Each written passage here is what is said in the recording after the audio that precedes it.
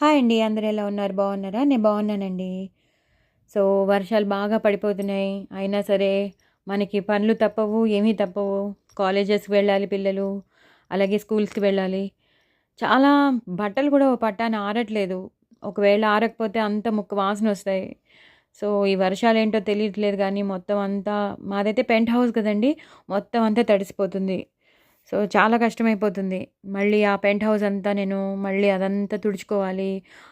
So that లేకపోతే stock అయిపోయిందనుకోండి అక్కడ నాచు పట్టేస్తుంది. నాచు పట్టేస్తే ఎప్పుడైనా తెలియక మనం నడిచామనుకోండి జారి పడిపోతాం. సో, పైనుంటే ఇదే ప్రాబ్లమ్ అండి. పెంట్ హౌస్‌లో గానీ, పై పోర్షన్‌లో ఉంటే గానీ, కింద వాళ్ళెవరు పట్టించుకోరు. మనమే ఎక్కువ రెస్పాన్సిబిలిటీ తీసుకోవాల్సొస్తుంది. మెయింటైన్ చేయాల్సొస్తుంది. సో, ఇవన్నీ చాలా ప్రాబ్లమ్స్ ఉంటాయండి పైనుంటే. వర్షం పడితే మాత్రం చాలా ఇబ్బందిగా ఉంటుంది. సమ్మర్ అయితే పర్లేదు గానీ, వర్షం పడినప్పుడు మాత్రం బోలెడంత చాకరీ చేయాల్సొస్తుంది. ఒకవేళ కనుక ఏదైనా చెత్త హోల్స్ దగ్గర నిండిపోయి, ఆ జాలి ఉంటుంది కదా! ఆ జాలి దగ్గర అక్కడ ఏదైనా చెత్త పడిపోయి గానీ, ఆకులు పడిపోయి గానీ, ఏదైనా చిన్న బాటిల్ మూతలు పడిపోతే గానీ, అది స్టాక్ అయిపోయిందనుకోండి, అడ్డు పడిపోయిందనుకోండి, ఒకవేళ పెద్ద వానొస్తే మాత్రం, ఆ వాన నీళ్లు రివర్స్ వచ్చేస్తాయండి. రివర్స్ వచ్చేసి చాలా మా ఇంట్లోకొచ్చేస్తాయి. అట్లా ఎక్కడైతే ఇల్లు 2 పోర్షన్స్ ఉంటాయి పైన, ఆ 2 పోర్షన్స్‌లోకి ఒక పోర్షన్‌లోకైతే రావు గానీ, మా పోర్షన్‌లోకి నీళ్లొచ్చేస్తాయి. సో, చాలా చూసుకుంటూ ఉండాలండి. వానొస్తే మాత్రం అస్సలు నెగ్లిజెన్స్ చేయడానికి లేదు. ఫుల్ ఆ జాలి అనేది ఫస్ట్ అక్కడున్న నాలా దగ్గరున్నది జాలి క్లీన్‌గా ఉందా లేదా, నీట్‌గా ఏ ఆకు పడకుండా, ఏ అడ్డు లేకుండా ఉందా లేదా వాటర్ పోవడానికి, రెయిన్ వాటర్ పోవడానికి, ఇది చూసుకుంటూ ఉండాల్సొస్తుందండి. లేకపోతే ఒకసారి మాకు అనుభవం అయింది కాబట్టి చెప్తున్నాను. చాలా ఇబ్బందిగా ఉంటుందండి పెంట్ హౌస్‌లో ఉంటే. అవన్నీ చెత్త తీయకపోతే మాత్రం మొత్తం స్టాక్ అయిపోయి ఇంట్లోకొచ్చేస్తూ ఉంటాయి నీళ్ళు. సో, వర్షాలంటే కొంచెం బావుంటాయి. కొంచెం అదోలా ఉంటాయి. చాకరీ ఎక్కువుంటుంది. బట్టలు ఆరవు. అక్కడ మనకి ఇన్‌కన్వీనియన్స్‌గా, అన్‌కంఫర్టబుల్‌గా ఉంటుంది. సా అది సంగతి. ఇవాళ ఏంటండి అందరూ ఎలా ఉన్నారు? బాగున్నారా? ఏంటి స్పెషల్స్ వండుకున్నారు ఇవాళ సండే? తర్వాత ఏంటండి ఎవరు సబ్స్క్రైబ్ చేసుకోవట్లేదు. దయచేసి అందరూ సబ్స్క్రైబ్ చేసుకోండి. Please, please, please. నేను చాలా రిక్వెస్ట్ చేస్తున్నాను. ప్లీజ్ మీరందరూ సబ్స్క్రైబ్ చేసుకోండి. నేను మంచి మంచి రెసిపీస్ మీకు పంపిస్తున్నాను. చాలా టేస్టీ అయిన రెసిపీస్ నేను మీకు షేర్ చేస్తున్నాను. నేను వాయిస్ ఓవర్ ఇచ్చి మీకు నేను ఎలా చేసుకుంటున్నానో మీకు అలా చేసి చెప్తున్నాను. సో, మీరందరూ దయచేసి సబ్స్క్రైబ్ చేసుకోండి.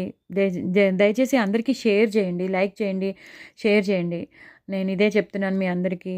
సో, నేను నా పాటలు డిస్క్రిప్షన్ కూడా నేను లింక్ పంపిస్తున్నాను, షేర్ చేస్తున్నాను. యూట్యూబ్‌లో మీకు ఈ వాయిస్ ఓవర్ దాంట్లో వీడియోస్‌లో మీ కిందకొస్తుంది.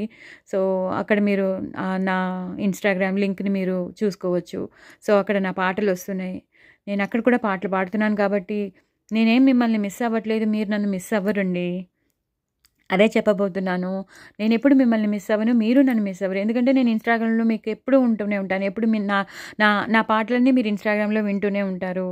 సో, నేనిక్కడ ఏంటంటే షార్ట్స్ ఇలాంటివి వాయిస్ ఓవర్స్ ఇలాంటివి ఇస్తున్నాను.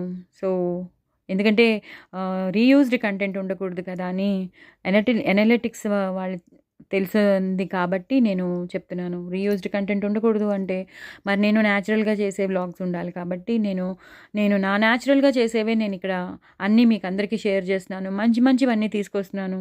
సో, మీరందరూ కూడా దయచేసి నా పాటలేమో ఇన్‌స్టాగ్రామ్‌లో వినండి. దయచేసి మీరందరూ అక్కడ ఫాలోవర్స్ అవ్వండి. సో, అక్కడ కూడా ఫాలో అవ్వండి. ఇక్కడేమో నన్ను ఆదరించండి. నా ఛానల్‌ని విత్‌స్టాండ్ అయ్యేటట్టు చూడండి. అది నేను చెప్తున్నాను. ఎందుకంటే సబ్స్క్రైబర్స్ పెరగట్లేదు. సబ్స్క్రైబర్స్ అలాగే ఉన్నారు. వ్యూస్ వస్తున్నాయి మళ్ళీ. వ్యూస్ వస్తున్నాయి కానీ సబ్స్క్రైబర్స్ పెరగట్లేదు. దయచేసి సబ్స్క్రైబ్ చేసుకొని చూడండి. Please, please. నేను చాలా రిక్వెస్ట్ చేస్తున్నాను. ప్లీజ్ మీరందరూ సబ్స్క్రైబ్ చేసుకోండి. బికాజ్ మన ఇంటరాక్షన్ అనేది ఎప్పుడూ ఉంటుంది. మన రిలేషన్‌షిప్ అనేది ఇలాగా కంటిన్యూ అవుతుంది. నేను అదే మీకు చెప్తున్నాను. సో, నేనెప్పుడు మీతో మాట్లాడాలన్నా, మీరు నాతో ఎప్పుడు మాట్లాడాలనుకున్నా, సో, ఇలా కామెంట్స్ ద్వారా అవ్వచ్చు. నేను ఇలా మీతో మంచి మాటలు మాట్లాడొచ్చు. నేను మీతో ఇలా వాయిస్ ఓవర్ ఇచ్చినప్పుడు నేను మీతో మాట్లాడొచ్చు. ఇలా మన ఇంటరాక్షన్ అనేది ఇలా కంటిన్యూ అవుతూనే ఉంటుంది. ఇది ఎప్పటికీ ఉండవలసినదే కాబట్టి మీరందరూ దయచేసి మీరందరూ నన్ను ఆదరించండి, సపోర్ట్ చేయండి ప్లీజ్. నా ఛానల్‌ని సపోర్ట్ చేసి అందరికీ షేర్ చేయండి. అందరూ లైక్ చేయండి. ప్లీజ్ సబ్స్క్రైబ్ చేసుకోండి. Please, please, please. ఇంకా నేను 670లో ఉన్నాను. 1000 సబ్స్క్రైబర్స్ ఇంకా అవ్వలేదు. సో, దయచేసి మీరందరూ నా ఛానల్‌ని సపోర్ట్ చేస్తారని అనుకుంటున్నాను. ఓకే. ఇప్పుడు నేను స్టార్ట్ చేసేస్తానండి. నేను ఇవాళ రెసిపీ చెప్పబోయేది ఏంటంటే గోరుచిక్కుడుకాయ ఆహ్, గోరుచిక్కుడుకాయ గ్రైండ్ చేసిన కర్రీ. నేను టైటిల్ కూడా అదే పెట్టాను. ఎందుకంటే గోరుచిక్కుడుకాయ కూర ఎవరైనా చేసేస్తారు. గోరుచిక్కుడుకాయ ఫ్రై ఎవరైనా చేస్తారు. బట్ గోరుచిక్కుడుకాయని గ్రైండ్ చేసిన కర్రీ అది చాలా డిఫరెంట్‌గా ఉంటుంది. సో, నేను అది చేశాను. ఒక అసలైతే చాలా ఒకటి చాలా లాంగ్ ప్రాసెస్ ఉంటుందండి. నేను లాంగ్ ప్రాసెస్ గురించి చెప్పేస్తాను. ఇలాగే ఆహ్, స్మ సింపుల్‌గా కూడా చెప్పేస్తాను. 2 బావుంటాయి. 2 ఒకలాగే ఉంటాయి. కానీ ఆహ్, కొంచెం డిఫరెన్స్ అంతే. సో, ఫస్ట్ లాంగ్ ప్రాసెస్ గురించి చాలా చిన్నగా చెప్పేస్తాను. గోరుచిక్కుడుకాయలని ఏం లేదండి, మంచిగా కడిగేసి తరిగి పెట్టేసుకొని సన్నగా దాన్ని ఒక్క తిప్పితే కచ్చాబిచ్చా అయిపోతాయి. ఎప్పుడైతే గోరుచిక్కుడుకాయ కచ్చాబిచ్చా అయిపోతాయో దాన్ని పక్కన పెట్టుకోండి. దాన్ని పక్కన పెట్టుకొని ఒకసారి బాండీ వెలిగించండి. అలాగే ఫస్ట్ శనగపప్పుని నానబెట్టుకోండి కాసేపు. ఓ గంట ముందో, 2 గంటల ముందు నానబెట్టుకొని పెట్టుకోండి. గా నానబెట్ నానబెట్టుకున్నాక మీరు శనగపప్పు ఒక 2, 3 గంటలు నానబెట్టుకుని పెట్టుకున్నాక ఆహ్, ఈ బాండీలో మాత్రం మీరు నానబెట్టుకున్నాక అది 2 గంటల తర్వాత మీరు ఆ పప్పుని ఆహ్, సారీ అండి. చెప్పానా నేను ఇలా వాయిస్ ఓవర్ స్టార్ట్ చేస్తాను అంతే. మెసేజెస్ వస్తాయండి. సారీ, ఎక్స్‌ట్రీమ్‌లీ సారీ అండి. మీరు పప్పంతా నానిపోతుంది కదా! మిక్సీలో వేసి అది కూడా గ్రైండ్ చేసేయండి. గ్రైండ్ చేసేస్తే ఒక మంచి మనం పప్పు బాగా గ్రైండ్ అయిపోతే మెత్తగా అయిపోతుంది కదండీ! ఆ మెత్తగా ఉన్న పప్పుని పక్కన పెట్టుకోండి. ఇప్పుడు మీరు బాండీ పెట్టుకోండి. బాండీ పెట్టుకొని పోపు వేయండి.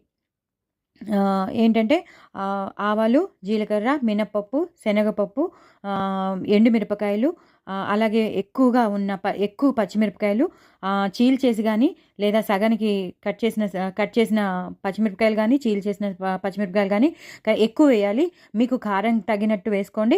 కానీ ఎక్కువ ఉంటేనే చాలా బావుంటుంది. నేను చెప్పడం ఏంటంటే 15 పచ్చిమిరపకాయలు వేసుకోండి. చీల్చి గానీ, సగానికి కట్ చేసి గానీ వేసుకోండి.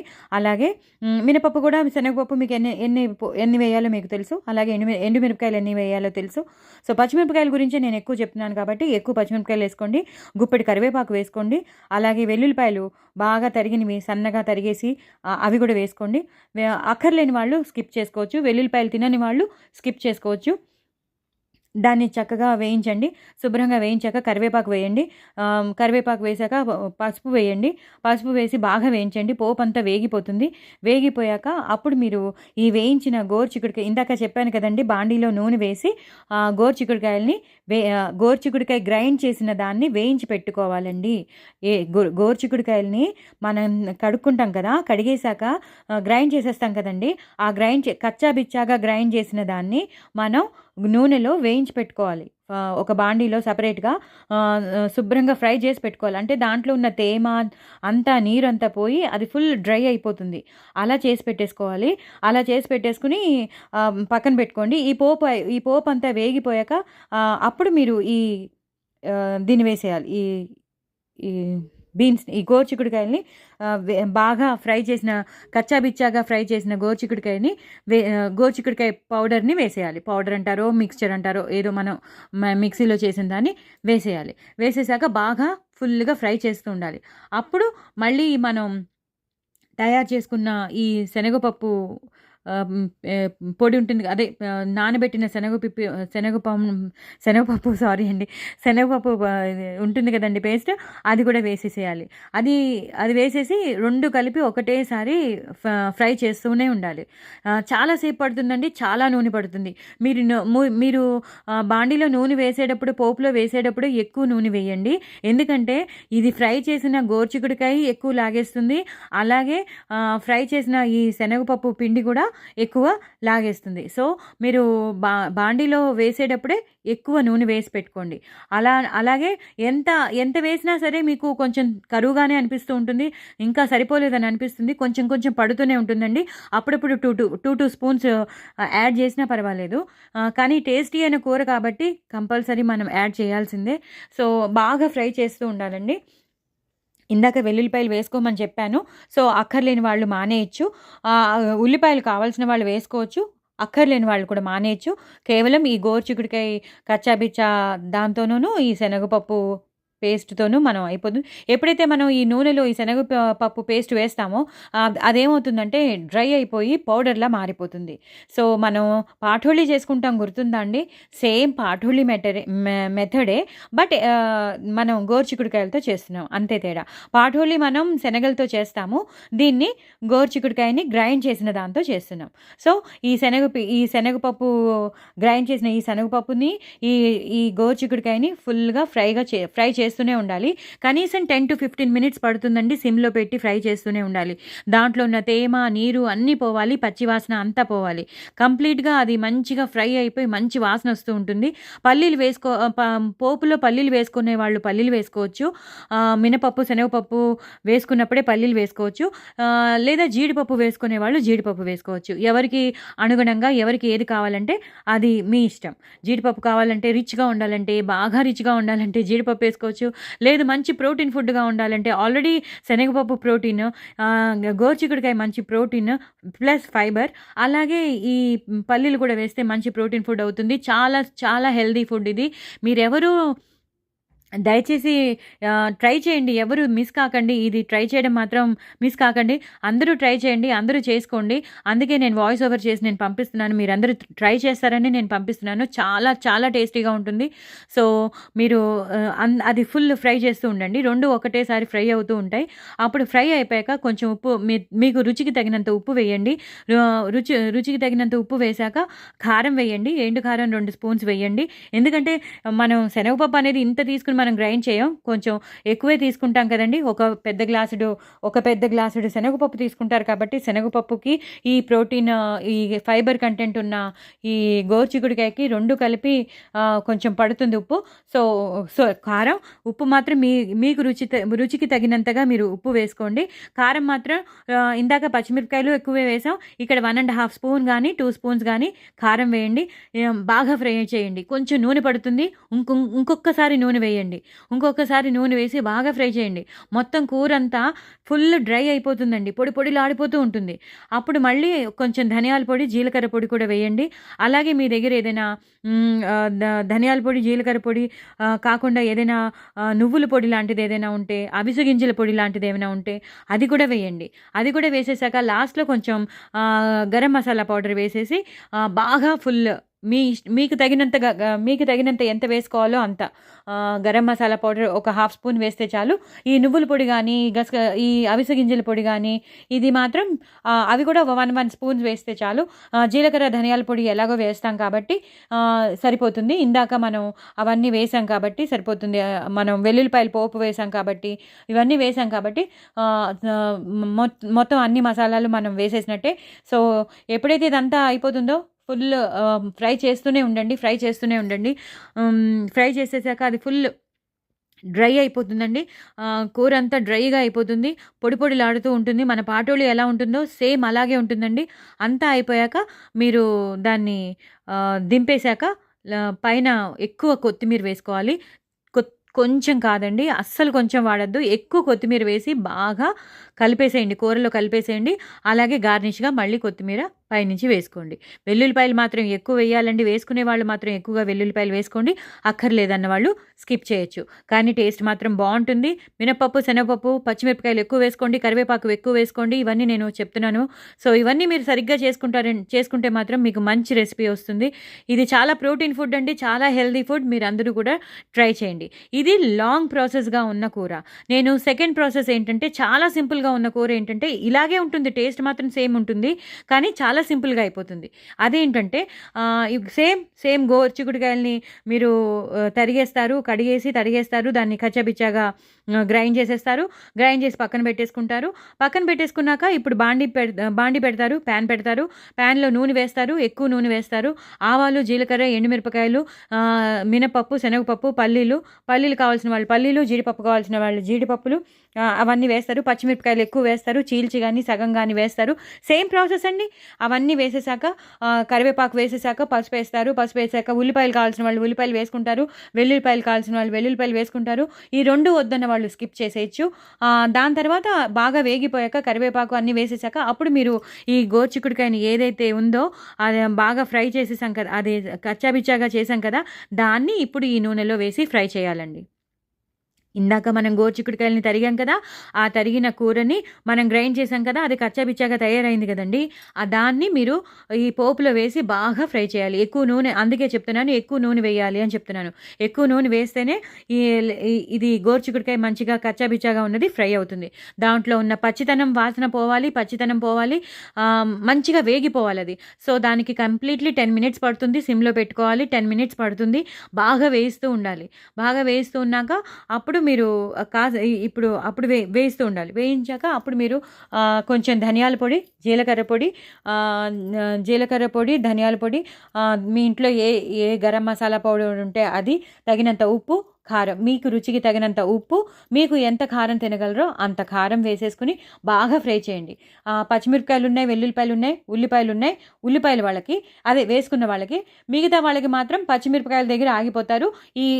ఇది మాత్రం ఉంటుంది, గోరుచిక్కుడుకాయ పౌడర్, అదే గోరుచిక్కుడుకాయ మిక్స్చర్ ఉంటుందన్నమాట. సో బాగా మీకు ఎవరికి కావాల్సిన వాళ్ళు అలా చేసుకోండి. అక్కర్లేని వాళ్ళు స్కిప్ చేయొచ్చు, కావాల్సిన వాళ్ళు వేసుకోవచ్చు. నేను ఇద్దరు వాళ్ళకి చెప్పేస్తున్నాను, ఒకటేసారి చెప్పేస్తున్నాను. సో అయిపోయాక బాగా ఫ్రై అయిపోతుంది. ఉప్పు కారం కూడా వేసేసాం కాబట్టి, మసాలా పౌడర్ కూడా వేసేసాం కాబట్టి, మన దగ్గర ఉన్న జీలకర్ర పొడి, ధనియాల పొడి కూడా వేసేసాం కాబట్టి బాగా ఫ్రై చేయండి. బాగా ఫ్రై చేసేసాక ఎక్కువ కొత్తిమీర వేయండి. ఎక్కువ కొత్తిమీర వేసేసి బాగా ఫ్రై చేయండి. ఇది కంప్లీట్లీ 10 to 12 మినిట్స్ 15 మినిట్స్ పడుతుందండి. ఇదంతా వేసేసాక అప్పుడు మీరు ఈ శనగపప్పుని మనం నానబెట్టి దాన్ని గ్రైండ్ చేసుకుని వేసాం కదా, దాని బదులు మీరు శనగపిండి తీసుకోండి. శనగపిండి తీసుకుని ఒక చిన్న గ్లాస్తో శనగపిండి తీసుకుని ఆ శనగపిండిని ఈ కూర మీద వేసేసేయండి. కూర మీద వేసేసి కింద నుంచి పైకి, పైనుంచి కిందకి కలిపేసి కొంచెం నూనె వేసేసేయండి. పైన కొంచెం 2-3 స్పూన్లు నూనె వేసేసి వదిలేయండి. అది కూడా అలా ఒక 10 మినిట్స్ మాత్రం అలా సిమ్లో పెట్టి ఫ్రై చేస్తూ ఉండండి. అప్పుడు ఏమవుతుందంటే ఈ శనగపిండి కాస్త ఈ నూనెలో వేగి ఈ గోరుచిక్కుడుకాయ మిక్స్చర్తో వేగి అదొక కంప్లీట్ ఫుల్ పాఠోలిలాగే సేమ్ మనం శనగపప్పుతో ఎలా చేసుకున్నామో సేమ్ అదే టెక్స్చర్ వస్తుంది, అదే టేస్ట్ వస్తుంది. శనగపిండి వేసాం, అది శనగపప్పే, ఇది శనగపిండి, రెండు ఒకటే దాంతో మనం తయారవుతుంది, మనకి తెలుసు కదా. సో ఇది శనగపిండితో వేస్తున్నాం, అది శనగపప్పు నానబెట్టి గ్రైండ్ చేసి వేస్తున్నాం. సో అది లాంగ్ ప్రాసెస్, ఇది సింపుల్ ప్రాసెస్. మన దగ్గర శనగపిండి ఉంటే చాలు రెడీగా. దాన్ని ఒక గ్లాస్ తీసుకుంటాము, చిన్న గ్లాస్తో తీసుకుంటాము, ఈ కూరలో లాస్ట్లో వేసేసాక కంప్లీట్గా ఒక 10 మినిట్స్ దాన్ని అలా కదుపుతూనే ఉంటాము. అంటే కదుపుతూనే ఉంటే 10 మినిట్స్ దాన్ని చూస్తూనే ఉంటాం. కదిపి ఆపి అలా చేస్తూనే ఉంటాం. లాస్ట్లో బాగా ఫ్రై అయిపోయాక దాని టెక్స్చర్ అంతా మారిపోతుంది. ఫుల్ పిండి అంతా, ఆ శనగపిండి అంతా ఆ గోరుచిక్కుడుకాయలకి పట్టేస్తుంది. సో ఇదండి గోరుచిక్కుడుకాయ గ్రైండ్ చేసిన కర్రీ. చాలా చాలా టేస్టీగా ఉంటుంది. మీరందరూ ట్రై చేయండి, చాలా ఇష్టపడతారు. పెద్దవాళ్ళు అత్తయ్య గారికి, మావయ్య గారికి, అమ్మకి, నాన్నకి అందరికీ పెట్టండి, అన్నయ్యలకి అందరికీ పెట్టండి, మీ చుట్టాలందరికీ పెట్టండి, మీ రిలేషన్స్ అందరికీ పెట్టండి. చాలా టేస్టీగా ఉంటుంది, మీరు కూడా ఇష్టపడతారు. మరి ఎప్పుడు ఒకేలాగా ఉల్లికారం కాకుండా, అల్లం వెల్లుల్లిపై వేసి టమాటో కర్రీలాగా కాకుండా ఇలా డిఫరెంట్గా మనం తయారు చేస్తే మాత్రం చాలా బాగుంటుంది. సో మీరందరూ కూడా తప్పకుండా ట్రై చేయండి. ఎక్కువ అన్నం తినచ్చు. ఒకటేసారి ఈ కూర ఎక్కువ చేసేసుకుంటే ఇంకా వేరే ఏం పెట్టుకోకర్లేదు, ఒక చారు ఒక్కటి పెట్టుకుని తినేయచ్చు, రసం ఒకటి పెట్టుకుని ఈ కూర ఉంటే చాలండి. సో మీరు ఇలా తప్పకుండా ట్రై చేయండి. నా ఛానల్ని సపోర్ట్ చేయండి, అందరూ లైక్ చేయండి, షేర్ చేయండి, సబ్స్క్రైబ్ చేసుకోండి. అలాగే ఇన్స్టాగ్రామ్లో నన్ను ఫాలో అవ్వండి. నా లింక్ నేను యూట్యూబ్లో పంపిస్తున్నాను. ఈ వాయిస్ ఓవర్ తర్వాత ప్రతి వీడియో కింద నా లింక్ ఉంటుంది, దాన్ని నేను మీకు షేర్ చేస్తున్నాను. మీరు తప్పకుండా ఇన్స్టాగ్రామ్లో ఫాలో అవ్వండి. నేను పాటలు పాడుతున్నాను, నా పాటలన్నీ అక్కడ వస్తున్నాయి. సో మీరందరూ కూడా అక్కడ తప్పకుండా ఫాలోవర్స్గా మారాలని కోరుకుంటున్నాను. ఈ ఛానల్ని నా ఛానల్ని మాత్రం మీరు తప్పకుండా సపోర్ట్ చేస్తారనే కోరుకుంటున్నాను. సబ్స్క్రైబర్స్ని పెంచండి, దయచేసి అందరికీ షేర్ చేయండి. ఇంతకన్నా నేనేమీ కోరుకోవట్లేదు. మీరందరూ తప్పకుండా ఇది చేసుకుని తినండి, చాలా టేస్టీగా ఉంటుంది. కామెంట్స్లో పెట్టండి. నేను చెప్పినట్టు మాత్రం కొంచెం టైం స్పెండింగే, కొంచెం లాంగ్ ప్రాసెస్ ఉంది. ప్లస్ ఈ సింపుల్ది కూడా నేను మీకు చెప్పేశాను. బట్ మీరు ట్రై చేసి చూడండి, మళ్ళీ మీరు ఇదే చేసుకుంటారు. ఓకేనా అండి? మరిన్ని రెసిపీస్తో నేను మీ ముందుకు వస్తాను. బాయ్ అండి.